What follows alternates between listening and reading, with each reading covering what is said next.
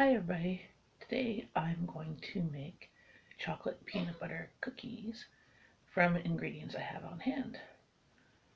I don't have a full amount of chocolate chips, so I'm going to chop up chocolate that I put in the freezer from Christmas or Easter last year and make chocolate chunks.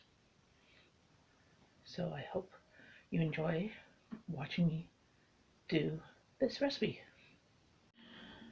So I went and printed off the recipe, but as you can see, the recipe thinks that in the printed version that I'm making it for 100 people. The online version, those are the amounts that ask for half a cup of butter, half a cup peanut butter, 1 cup of brown sugar, half cup white sugar, 2 eggs, 2 tablespoons of light corn syrup,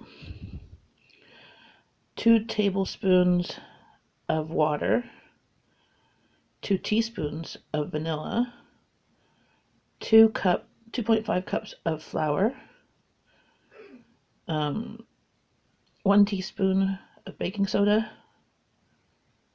half a teaspoon of salt, and 2 cups of semi-sweet chocolate chips.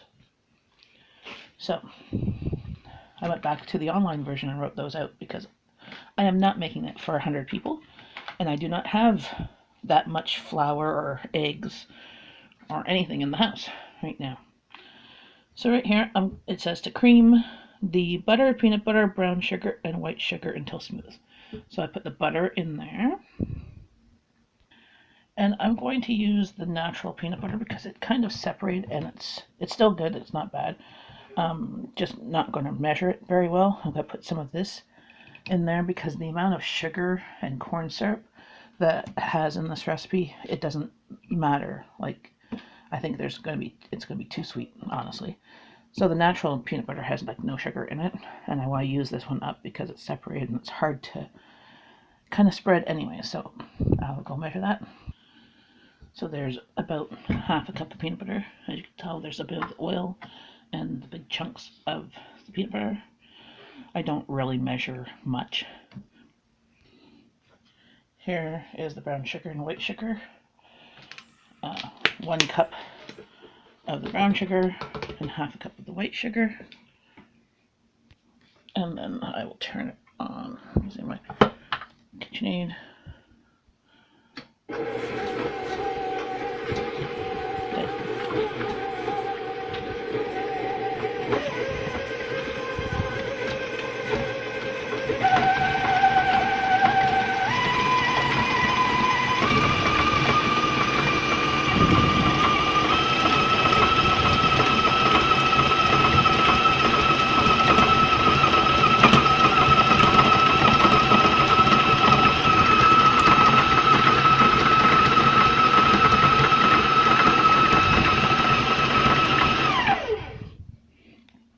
It's all mixed there. Now I'm going to do the eggs. So I cracked the eggs in here. Go turn this back on. Get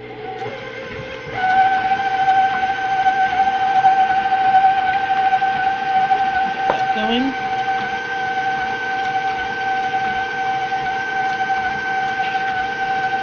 It calls for corn syrup. 1, 2, and water.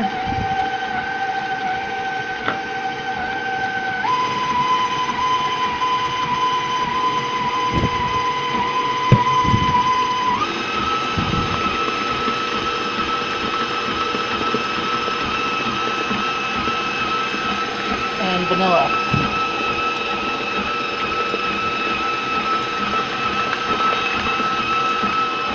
There's my vanilla.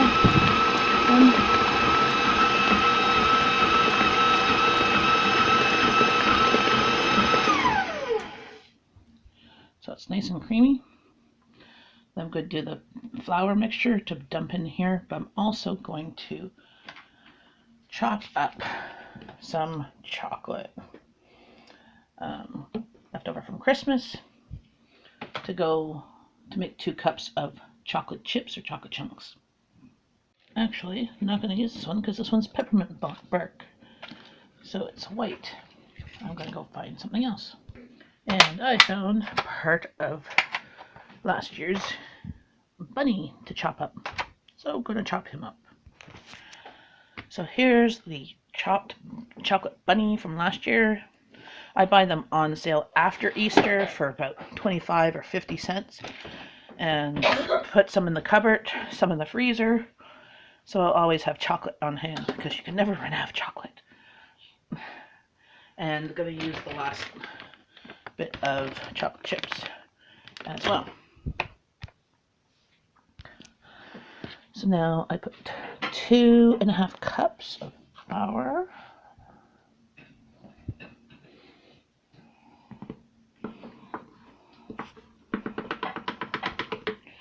One.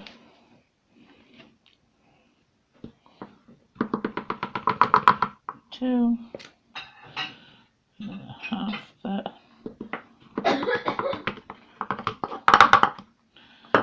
And a teaspoon of baking soda.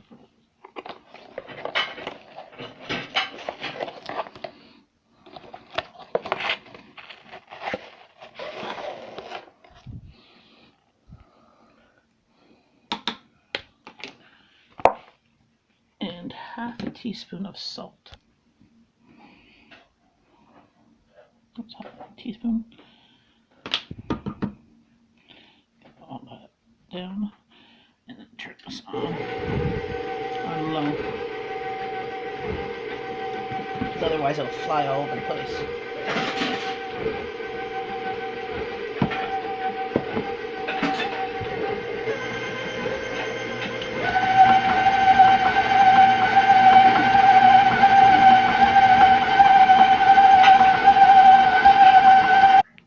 And then the chocolate chunks.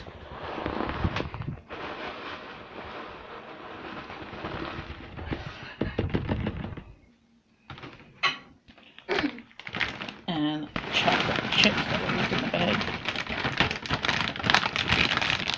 There's only like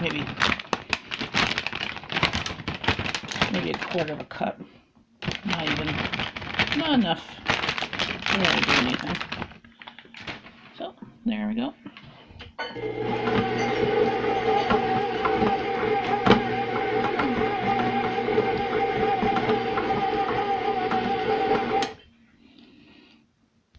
And then you take a spatula and you take it off of the paddles.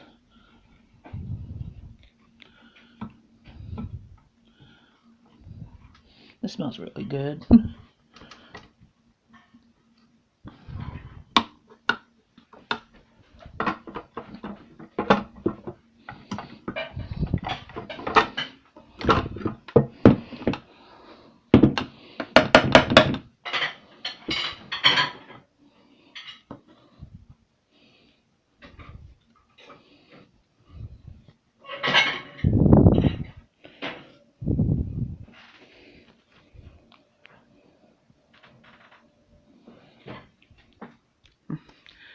A good mom lets her kids lick the beaters. A great mom turns them off first. How does the batter taste, Abby? Apparently good. So it's... Can I eat it out of the bowl? You can have the bowl after I'm done making the cookies, okay? Goodbye. So you're supposed to preheat the oven to 375. I'm doing it to 350 because I have a convection oven. And I'm putting it on these slip lat sheets instead of baking parchment paper. They're reusable. They're silicone sheets. They're awesome. You can get some at the dollar store that work great too. There's these black ones that are good for the barbecue. I use them all the time for grilling shrimp and vegetables. You put that straight on the grill and your things don't fall through the grill. Let's move this over. It's hard to do one-handed here. There we go. I'll try this now.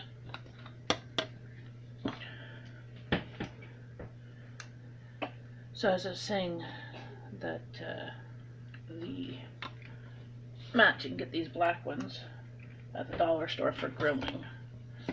This I got, I think was this one I got at Costco. There's a set of 3 for like $10, and they're basically indestructible. My cookie sheets are some of them are kind of crappy, so I just put this on top of them, and then I don't need to get new cookie sheets because this basically gets used the whole time.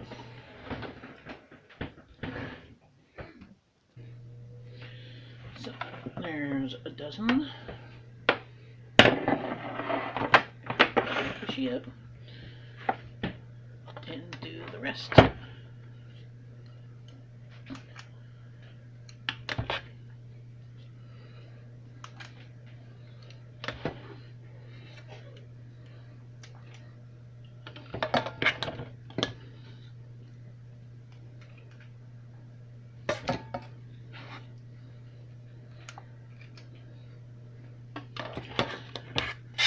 So what are some of your favorite cookies? This is one of ours. It's a combination of peanut butter cookies and chocolate chip cookies. We are also big peanut butter cup fans too.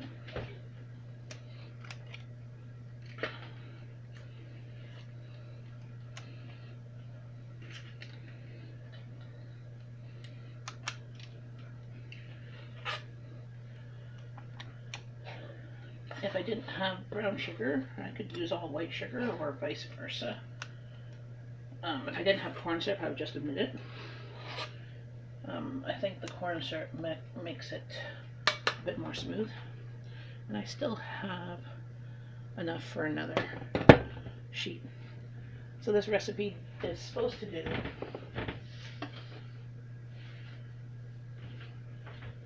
I think a dozen, but it's doing not a dozen, 2 dozen, but it's going to do at least 3. I will let you know how it looks afterwards. And this time here, I still haven't changed the clock. It's 3:34. And they are done. There we go.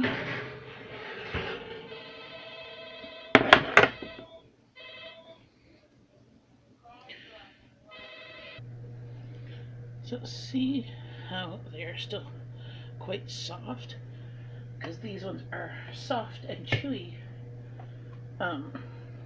peanut butter chocolate chip cookies.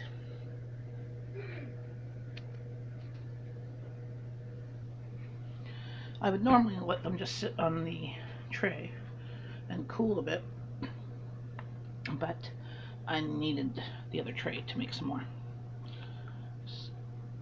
Separating them because they don't spread much, which is good, and they're very soft and yummy, and the batter is still really good to eat.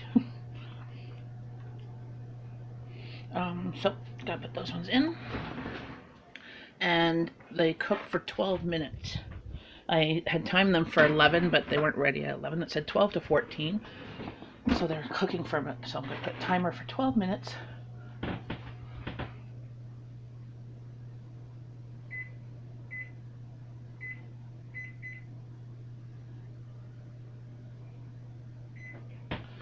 And there you go. So once they're cool, I'm going to put them in the container. I might take some of these and put them in the freezer, just because if they're out, they're just going to get eaten. So that we can have a few cookies another time when I don't feel like cooking. So this is, I'll put a link for the recipe, and I cooked them on these Sliplat mats, and I use the professional KitchenAid mixer. And then you go. So these are them done, and then I put the other ones here on my pizza pan. They're a little bit browner. They were the ones at the top, so they got a little bit more browner, but I haven't burnt them. Yay! Usually when I make cookies, the first batch gets a little bit well done, but my kids will still eat them because they know if they don't, Mommy won't cook cookies for a while. So there you go. It's a semi-frugal recipe, as it would cost maybe $1 for the chocolate, because instead of buying chocolate chips, just buy a chocolate bar and chop it up. Sugar and corn syrup, which you probably have on hand, and same with flour, a couple cups of 2.5 cups of flour. So let's say another $1 there. Half a cup of butter, so let's say 50 cents. And vanilla is super crazy expensive here. I don't know about where you are, but it's like $20 a bottle at Costco. Lucky for me, that bottle I bought just before it went up last year, so I only paid like 12 or 15 instead of 20 some odd. So vanilla, baking soda, you use like literally a teaspoon. So I would say this whole recipe costs about under $5. I would say more like under $4. And it's actually healthy because of the peanut butter. So there's a bit of protein in there, a bit of chocolate. I mean, yes, there's lots of sugar. You could cut the sugar down or use sugar substitutes. You could use nuts in here. You can use gluten-free flour to make it gluten-free. I'm sure it'd work. So there you go. Enjoy. Here's the cookie. Soft. The peanut butter part melts in your mouth. Can't beat that. There's chocolate. Very good. Bye.